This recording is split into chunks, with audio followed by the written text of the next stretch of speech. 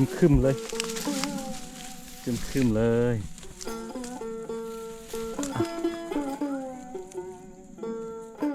บุ้มเนี่ยมันบ่ถึงมันสูงเลยอันนี้เลยน้องสงสัยมาตลอดว่าเขาเกี่ยวเนื้อเลยมันสูงปีนี้เอ่ยว่าน่าจะบ่ได้หลายเพราะว่าตัวหมูเนี่ยกับหมูปลามากินหมดปลามันกินมัด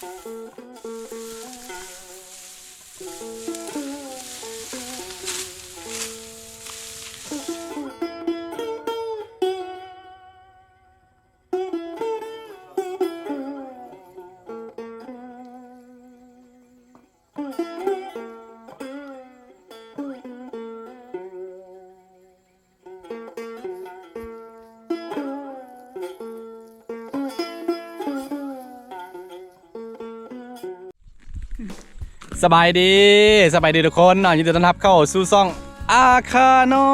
ยเนาะตอนนี้เราอยู่ไฮกันเด้อนี่จะเป็นไฮแบบเศร้าดอยเนาะมื้อนี้เราสิไปไสครูไปเกี่ยวข้าวเด้อมื้อนี้เราสิไปเกี่ยว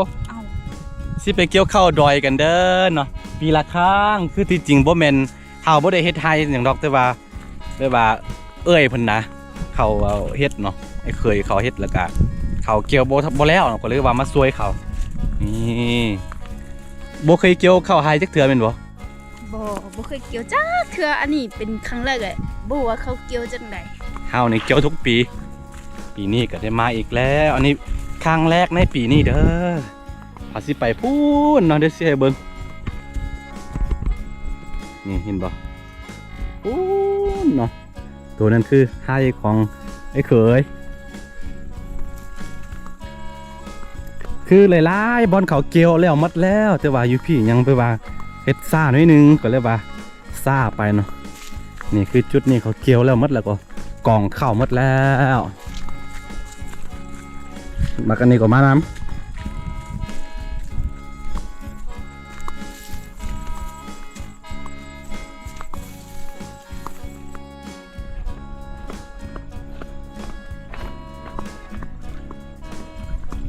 โอ้มีน้ำ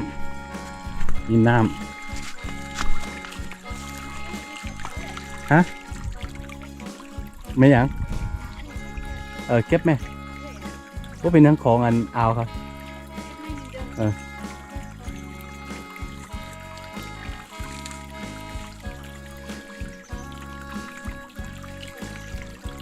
ผู้ต้องตัวแก้วปัญหาเวลาไปหายไปสวนสิ่งที่โอ้มีปลาก็นี่อ่ะผู้ปลาใหญ่ก็นี่ปลาซิวใหญ่ลูมาเบิ้งพี่มีหอยพร้อมมาดีมาเอาปลาที่ก็นี่ผู้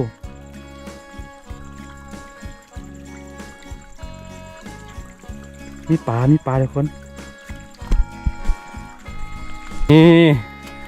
สิ่งที่เป็นอุปสรรคสำหรับเราก็คือการขึ้นดอยแบบนี้แหละ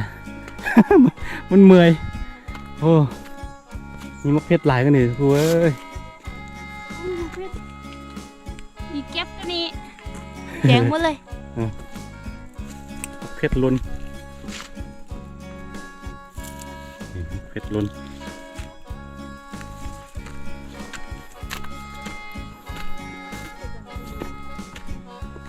คือเข้าไฮในค่อนข้างเกี่ยวยากกว่าเข้าหน้าเด้อถ้าเป็นเข้าหน้ามันจะเพียงเลยเกี่ยวง่ายอยู่แต่ว่าเข้าไฮนี่เป็นแบบนี้มันล่มมัดค่อนข้างยากแล้วก็สูงเข้าไฮมันสูงนะเวลาเกี่ยวมันจะยากนิดนึงต้องเกี่ยวแต่ลงพี่ลงไปเกี่ยวแต่เทิงลงลมพูนหอมมาได้พูน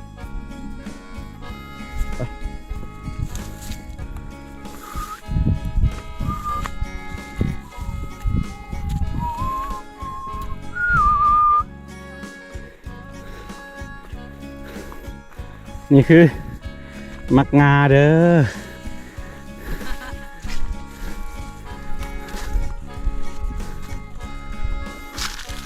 นี่ถึงเทียงไฮแล้วเนาะสิ่งที่เราจะเห็นก็คือจะเห็นดอกไม้แบบนี้เนาะถ้าว่าไปไฮของ ส่วนพอมงกับส่วนพออาค่าเนี่ยจะเห็นนี่เห็นบ่อู้ดอกไม้งามดอกไม้ตัวนี้คือหอนไก่เนาะดอกไม้หอนไก่สวยงามโอ้สุดๆเลยมีตู้นี่เห็นไหม เห็นแม่เบิ่งแม่จ้าโอ้อันนี้ หอนไก่ อันนี้คู่หรอนะจินนับแบคู่หรอ นี่หอนไก่มันเป็นเปี้ยเลยหอนไก่เนาะหอนไก่ของไก่ผู้เปี้ยเลยนี่อย่าไปแกะ มันจะมีหลายสีเหลืองสีแดง โอ้สะอ่อนนี่อาลูนี่เขาจะปลูกอยู่ถึงเสียงไฮแบบนี้โอ้สวยงาม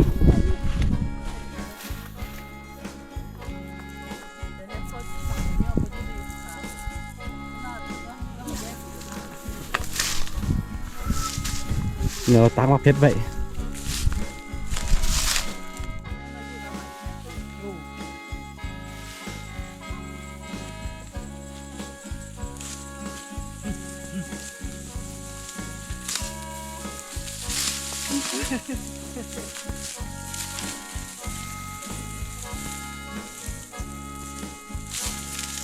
เป็นไงเกี่ยวครั้งแรกเป็นไงเกี่ยวเป็นบ่ เกี่ยวยากกว่าอยู่นาเพราะว่าอยู่นาเนี่ยมันจะไว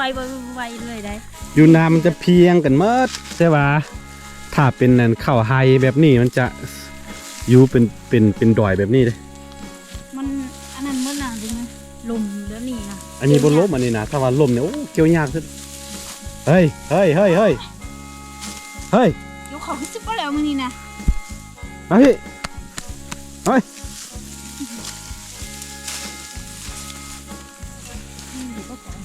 มึงคิดว่าเกี่ยวยังไงเกี่ยวทีละอัน นี่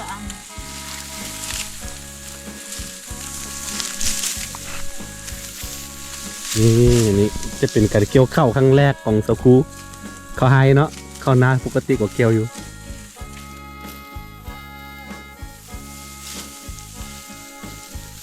สุดหูสุดตาทั้งพุ่นกับแมนเดอร์ทั้งพุ่น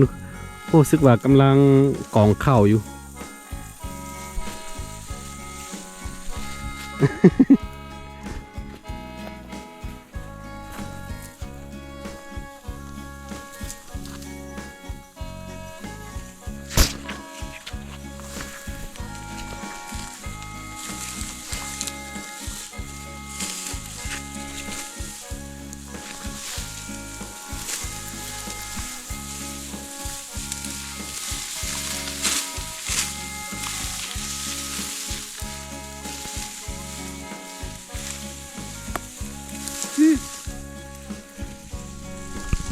จะสั่นลักว่าไงเหรอ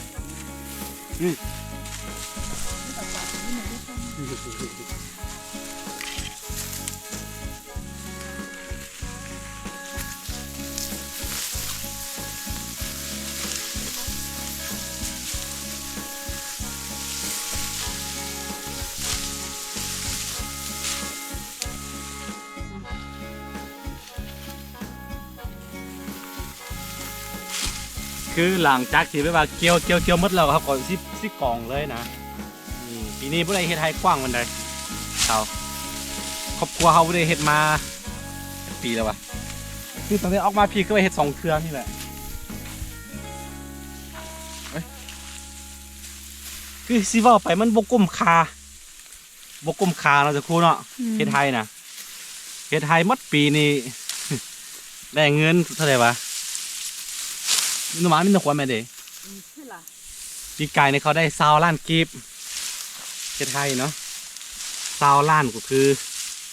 ตกอยู่เงินบาทเท่าไหร่ครับกู 20,000 ฮะ ประมาณ40,000ดิ ฮ ฮะ 40,000เด้ 40,000เด้ นั่นแหละ ฮะ นั่นแหละ 15,000 ล้านเลย แม่น40,000 40,000 บา ได้ ท 40,000เนาะ เฮ็ดเวียกหมดปีได้เด้40,000 แล้วก็เขาก็ไม่ว่าเรื่องซื้อน้ำซื้อมีหยังกินอยู่หั่นหมดเนาะเรื่องเงินซื้อกินมีหยังหั่นนะแต่ว่าข้าวเนี่ยเขาก็เอาไปต่างหากอันข้าวก็เอาไว้แบบพอกินสำหรับครอบครัวเขาแล้วก็ขายเนี่ยประมาณ 40,000นะแต่ว่าให้งานหนักคือกันตัวที่ได้กินตรงแบบว่าโอ้ยากยุ่งยากหลายเฮ็ดอันอื่นนี่ดีเฮ็ดอันอื่นดีกว่าเนาะถ้าว่ามีแต่ว่าอยู่พี่ก็บ่ฮู้เฮ็ดแนวอื่นเลย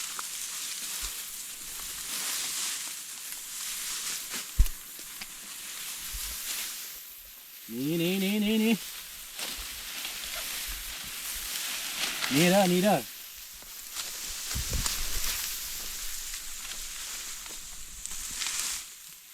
อันนี้จะเกี่ยวยากไหมนี่มันบ่คือเข้าหน้านะเข้าหายเนี่ยมันจะห่างแล้วก็ดอยจะนี่เนาะสิเกี่ยวปกตินี่เขาเกี่ยวขึ้นมานี่ได้เกี่ยวลงเด้ถ้าว่าเข้าหายนะบ่แม่นเนี่ยมันบ่ถึงมันสูงเลย อันนี้แหละน้องสงสัยมาตลอดว่าเขาเกี่ยวแนวใด มันสูง ปีนี้ว่าน่าจะบ่ได้หลายเพราะว่าตัวหมูเมียกับหมูปลามากินหมด หมูปลามันกินหมด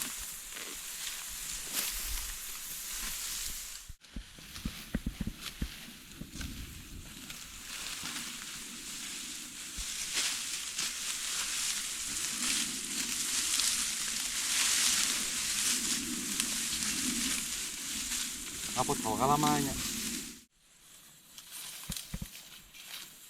ตอนนี้คือเป็นช่วงเวลาที่พักผ่อนเกี่ยมกับป้านแต่ว่าสิ่งที่เราคาดบ่ได้คือย้อนหวานๆตอนเป็นเด็กน้อยก็คือนี่เฮ็ดดนตรีพื้นบ้านจากต้นข้าวเนาะเดี๋ยวสิลองเฮ็ดให้เบิ่งเด้อตัดแบบนี้ก่อนอันนี้วิธีมันอันนี้ลักษณะคล้ายๆคือคุยเนาะถ้าผู้ใดสั่งเปล่านี่สามารถออกเป็นแบบมีเป็นคีย์ของมันแล้วก็สามารถขับลามเป็นขับลามสไตล์ของภาษาท้องถิ่นขับลามอาคาได้เลยแต่ว่าอันนี้เขาขับบ่เป็นลืมหมดละบูฮูคีย์มันปาดแบบนี้อันนี้นี่คือลิ้นมันนี่แต่ว่าบ่แม่นเขาว่าเขาเฮ็ดทุกอันเนี่ยมันสิดังวัดเด้อบ่แม่นเด้แล้วก็เอาไม้เสียบเข้าไปในนี่ก่อนนี่คือดนตรีพื้นบ้านเด้ออันนี้น้อยพด ตอนน้อยโอ้พ่อแม่ก็มาเฮ็ดให้เนาะนี่คือต้นดนตรีจากต้นข้าว อยู่บ้านน้องมีแบบว่ามีความเชื่อว่าถ้าเป่าอันนี้เราฝนสิตก บ่แม่นเต แล้วก็บ่ให้เป่าตอนเกี่ยวเขา ต้นเดี๋ยวเฮ็ดขี้ใช่ก่อน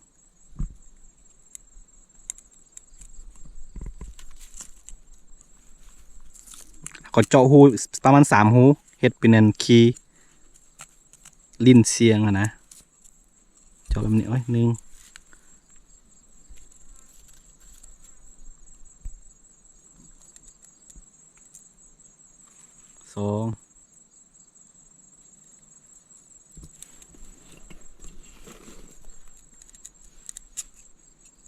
3แล้วก็จะกลายเป็นดนตรีเลย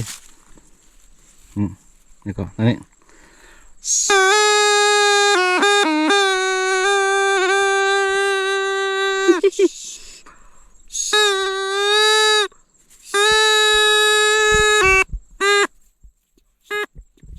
โอ้ย มีปัญหาลิ้นมีปัญหา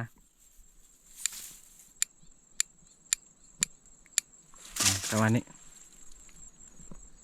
มีเจาะ3หูแล้วก็อันนี้เป็นคีย์เวลาเปลี่ยนทำนองนะ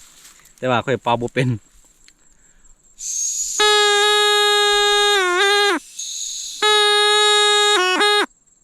อันนี้บ่ได้ มันแน่นตัวนี้บ่ดีลิ้นมันบ่ดีแล้ว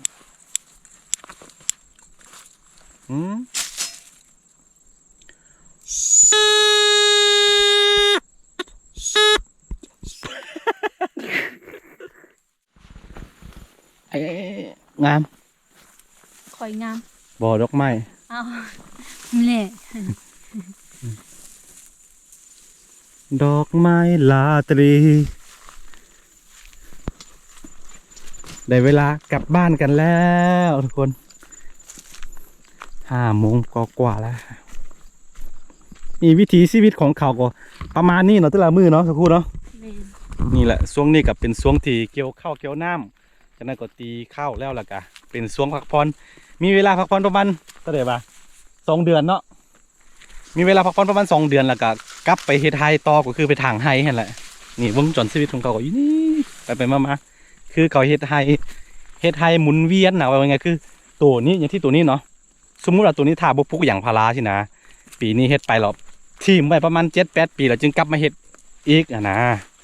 เนาะ7-8 ปีแล้วจึงกลับมาเฮ็ดได้รอให้ต้นไม้ใหญ่ก่อนจึงเฮ็ดถ้าบ่แม่นจังซั่นล่ะมันสิบ่งามนะ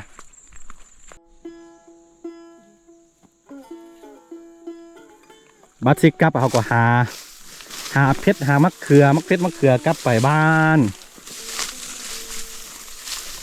เก็บมะเขือมันบ่กูนี่มะเขือ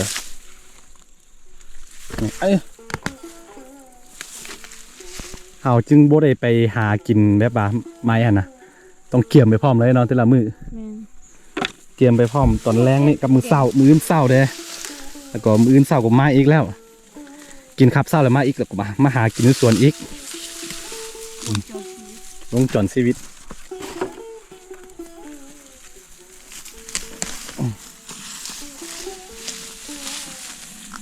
มักเพชร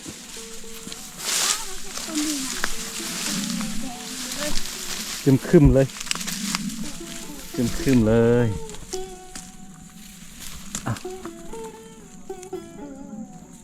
มีน้ำเด้อโอ้ตกมดนี่เห็นบ่มักเพชรล้นมด สิได้ บุทันเก็บ พอตำเจียวก็พอ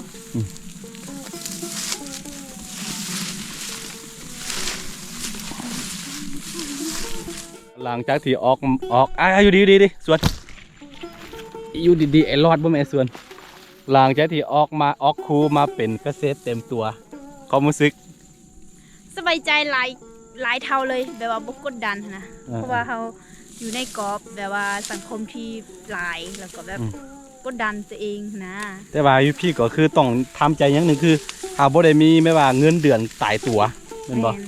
ตัวนี้แต่ว่าเฮาก็สู้ซนต่อไปบ่เป็นสังเนาะ แม่น อันนี้ที่เฮาได้ตัดสินใจแล้วบ่เสียดายกับสิ่งที่บ่ได้สิ่งที่อัน ที่บ่ได้เลือก สิ่งที่บ่ได้เลือก เขาก็คิดว่าอันนี้เป็นสิ่งที่ดีที่สุดแล้วก็เลือกมา กระดาษนี่จะเป็นสวนซาเด้อมันจะเป็นซาปลาแหละซาปลาที่เขาไปเก็บเอามาเล็กจากอยู่ปลาเนาะมาบุงแล้วกันปลูกโอเคกลับบ้านกัน